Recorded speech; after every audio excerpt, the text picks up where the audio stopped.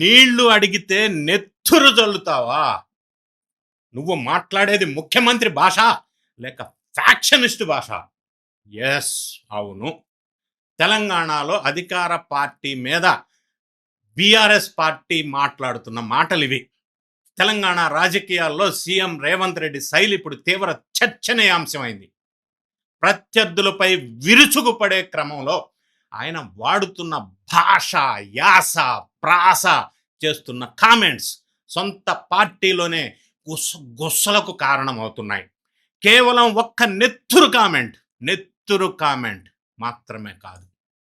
ఈ మధ్య కాలంలో రేవంత్ రెడ్డి గారు నోటి వెంట వచ్చినటువంటి సంచలనమైనటువంటి వస్తున్నటువంటి వ్యాఖ్యలు తెలంగాణలో ఒక పెద్ద చర్చకి తావులేపినాయి. అసలు ఈ వివాదాస్పద వ్యాఖ్యలేంటి? ప్రజాస్వామ్యంలో ఒక ముఖ్యమంత్రి హోదాలో ఉన్నటువంటి వ్యక్తి నుంచి ఇలాంటి మాటలు రావటం ప్లస్సా? మైనసా? తెర వెనుక నడుస్తున్న అసలు కథేంటి? పాయింట్ బై పాయింట్ డేటాతో విశ్లేషణ చేసే ప్రయత్నం చేద్దాం. స్కిప్ చేయకుండా వీడియో చివరి వరకు చూడండి. అది కరెక్టా కాదా మీరే కామెంట్ చేయండి. సాగునీటి సమస్యపై ప్రశ్నిస్తున్నటువంటి ప్రతిపక్ష నాయకులు, బీఆర్ఎస్కి సంబంధించిన నాయకుల్ని మీ నెత్తురు చల్లితే పంటలు పండుతాయి అనటం క్షేత్రస్థాయిలో తీవ్రమైన సంచలనం సృష్టించింది. పార్టీల్లోనే, లీడర్స్లోనే కాదు, ప్రజల్లో కూడా.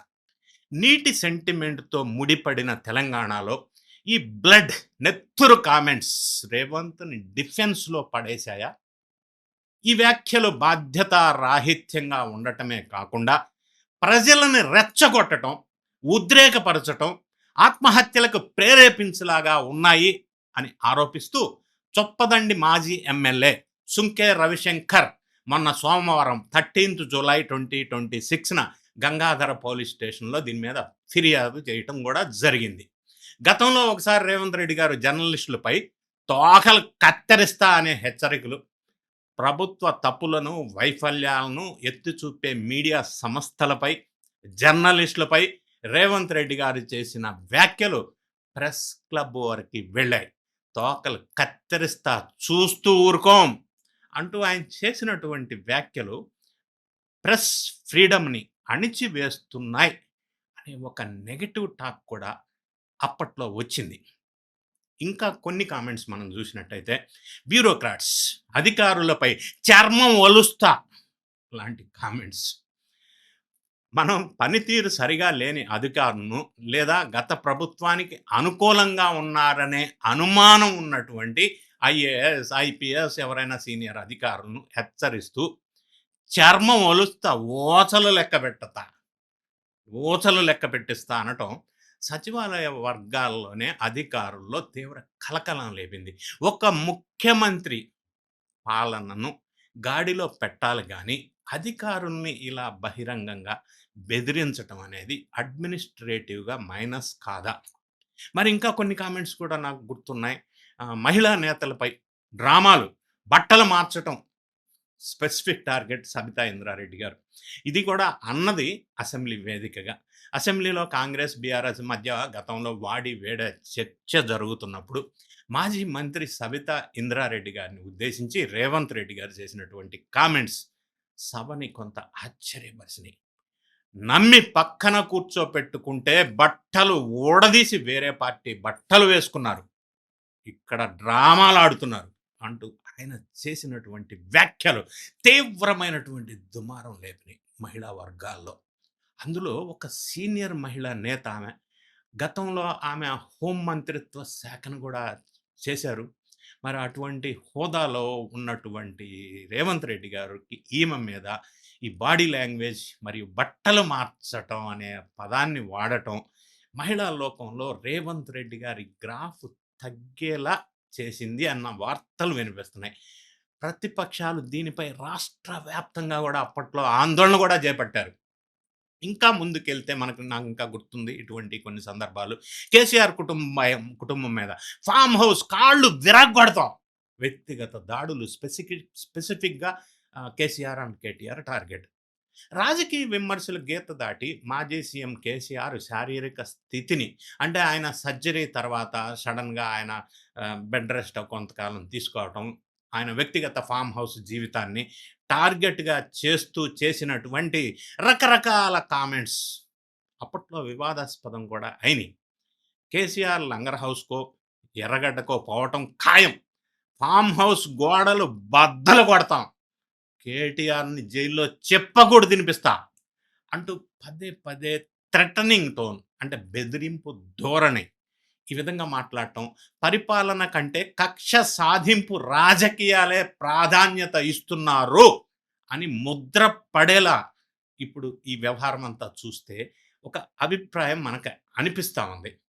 రేవంత్ రెడ్డికి ఇది బిగ్గెస్ట్ మైనస్ ఎలా కానుందంటే హార్డ్ హిట్టింగ్ ఇంపాక్ట్ పొలిటికల్ డెకారం అంటే సభా మర్యాదని దెబ్బతినటం.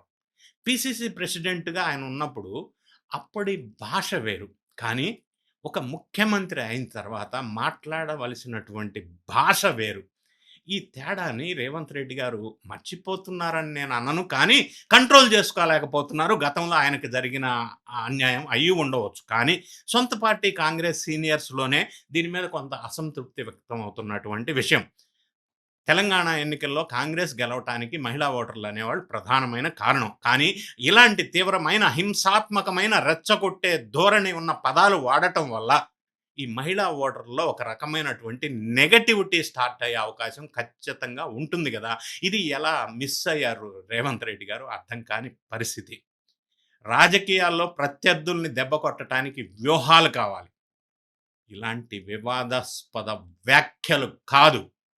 రేవంత్ రెడ్డి గారు తన అగ్రెసివ్ స్టైల్ మార్చుకోకపోతే అది ఆయనకి కాదు, కాంగ్రెస్ ప్రభుత్వానికి కూడా పెద్ద మైనస్ అయ్యే అవకాశాలు రాబోయే రోజుల్లో ఇలానే కంటిన్యూ అయితే ఇబ్బందికరమైన పరిస్థితి అయితే ఉంటది. మరి రేవంత్ రెడ్డి గారు ఈ వివాదాస్పద వ్యాఖ్యలపై ఆయన రియలైజ్ అవుతారా? లేదా? అనేది తెలీదు గానీ, ప్రతిపక్షంలో ఉన్నటువంటి బీఆర్ఎస్ పార్టీకి సంబంధించినటువంటి మాజీ పోలీస్ అధికారి ప్రవీణ్ కుమార్ ఆయన లేటెస్ట్‌గా మాట్లాడుతున్న మాటేంటంటే, పోలీసులు రేవంత్ రెడ్డి గారు ప్రజల్ని రెచ్చగొట్టి అంటే ప్రేరేపించి వేరే నాయకుల మీద దాడులు జరిగే విధంగా మాట్లాడుతున్నాడు కాబట్టి బిఎన్ఎస్ సెక్షన్ 45 కింద పోలీసోళ్ళు రేవంత్ రెడ్డి గారి మీద కేసు పెట్టాలి అనే డిమాండ్ కూడా చేస్తా ఉన్నారు ప్రతిపక్షంలో ఉన్నటువంటి నాయకులు. సరే అది పెడతారా లేదా డిఫరెంట్ పొలిటికల్ గేమ్ ఆల్‌టుగెదర్. ఏదేమైనప్పటికీ ఒక ముఖ్యమంత్రి స్థాయిలో ఉన్న వ్యక్తి లేదా ఒక బాధ్యత గల పొజిషన్‌లో ఉన్న వ్యక్తి లేదా ఒక స్థానం ఉన్నటువంటి వ్యక్తి ప్రతిపక్షాల మీద గానీ, ప్రజల మీద గానీ, నాయకుల మీద గానీ, అధికారుల మీద గానీ భాష చాలా కంట్రోల్‌లో ఉండాలి. ఉంటే వాల్యూ పెరుగుతది అనేది కొంత కంట్రోల్ చేసుకోవాల్సిన అవసరం ఉంది అని సర్వత్రా వినిపిస్తున్నటువంటి మాట. నా అభిప్రాయం గూడా వీళ్ళ భాష మిగతా వాళ్ళకి ఆదర్శంగా ఉండాలి అనేది గూడా నా భావం.